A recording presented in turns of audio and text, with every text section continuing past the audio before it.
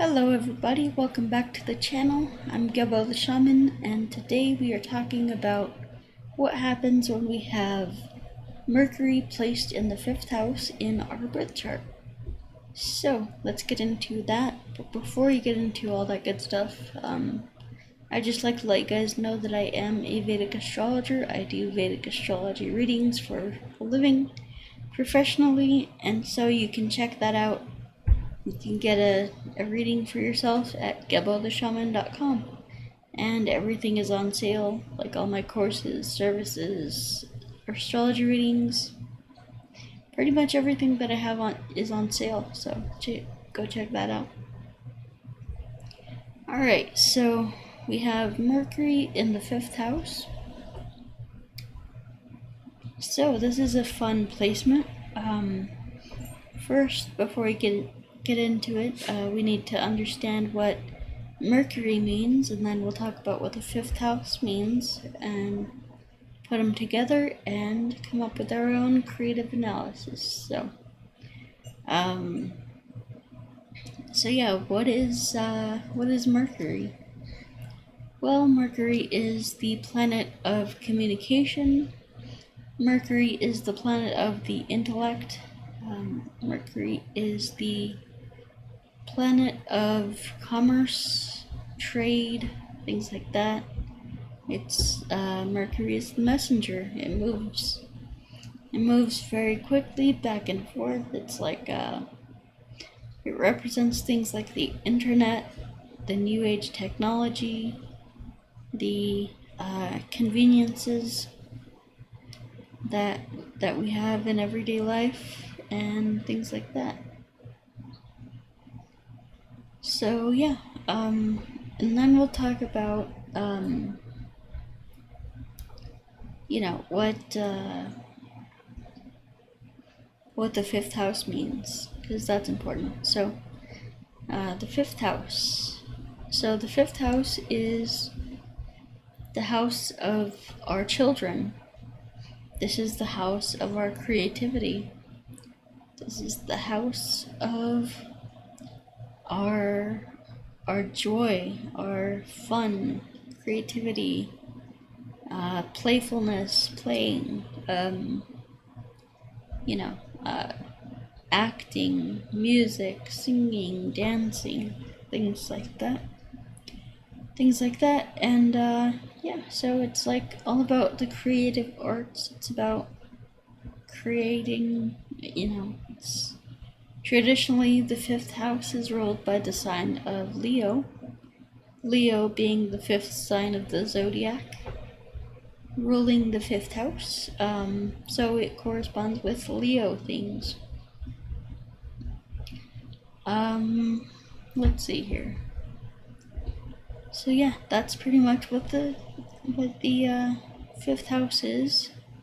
It's all about our creativity, creative expression, things like that.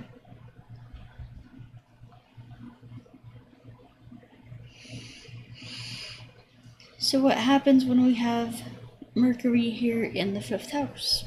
Well, Mercury in the 5th house, this gives us, we have the planet of communication in the house of, creative self-expression. So artistic self-expression. So you would be a very communicative person. You would find different creative outlets for your communication. You would like to be the center of attention, and you use your creative communication to get the attention that you want.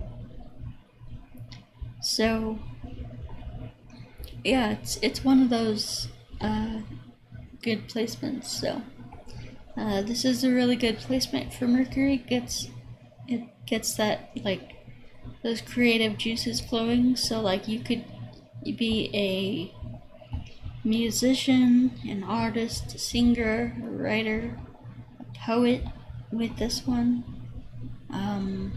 You could be just someone who just does a lot of creative work, like an artist or something. Like, now let's compare this to like something like Aries. So if you had Mercury in Aries, or the first house or something like that, then that would be a very aggressive communication style. That would be communicating through anger and aggression and things like that. But in the fifth house, it's more like, how can I like create something or like communicate a point, get across a point in a very creative, artistic way. And so you could even become a comedian with this position. There's comedians that have this position, and they do very well with that, because it's all about creating like a funny, a witty, artistic communication style to communicate a point. Like,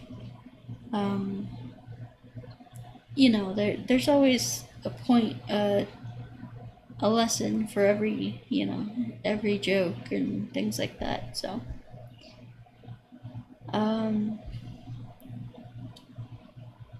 but yeah, I mean, this is pretty much what this is. It's like just a very communicative, very creative placement. There's a lot of like, everybody's communication style is going to be different. Like, instead of, some people are just very serious, very business oriented, Capricorn. And some people are aggressive in their communication, which would be Aries. Some people are emotional with their communication, which would be Cancer. So, I mean, there's a lot of different communication styles. So you're one of those people who likes to use sarcasm and wit and funniness and cleverness and creative communication to kind of get your point across. And you could even do that in the form of like being an artist, singing a song, being an actor, creating something that creating like a point that you wanted to communicate through film or television or theater, things like that. So yeah, I mean, this is a great placement. Enjoy it, really take advantage of it. So yeah, let me see how I am on time. And I think that does it for me. So yeah, thank you guys for watching, and if you enjoyed this video, please subscribe, please like, please share, and all that good stuff. 90% of you guys are not subscribed, so go ahead and do that, please. And yeah, so all my astrology readings, everything I have going on is on sale right now. You can check it out at gebotheshaman.com. And yeah, I mean, that's pretty much it for me. Once again, I do have my astrology readings. I do have my astrology certification course, and those are really easy. You don't have to be an astrology genius to take my courses. They're designed for beginners, for people who know very little about astrology and things like that. So yeah, you could know nothing about astrology and take that course, and it would be you could go from knowing nothing to becoming a certified astrologer in no time. So yeah, and once you are certified, once you do pass the test, then I will give you your own website. So, you know, it's a great deal. You have nothing to lose, really. You know, it's just about doing the work and making it happen. Putting in the hours of study and discipline and things like that to make it happen. So then we have the Vedic astrology readings. I do my basic reading, my, standard reading that I do for everybody, but I also focus on careers and relationships. So if you're struggling with those things, it's probably a good idea to check that to get a career reading or relationship reading. And then we have the birth time rectification. So, a lot of people are getting into astrology nowadays, but they might not know their exact birth time. And it is important that you know your exact birth time when you're doing astrology readings, because or getting, looking at your chart or anything like that, because how is an astrology reading supposed to be accurate with an inaccurate birth time? It's just, it's less accurate if you don't have the exact month of birth. So that's what the birth time rectification is for.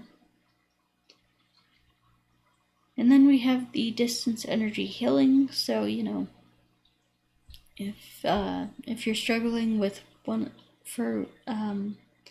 with like depression or anything like that, anxiety,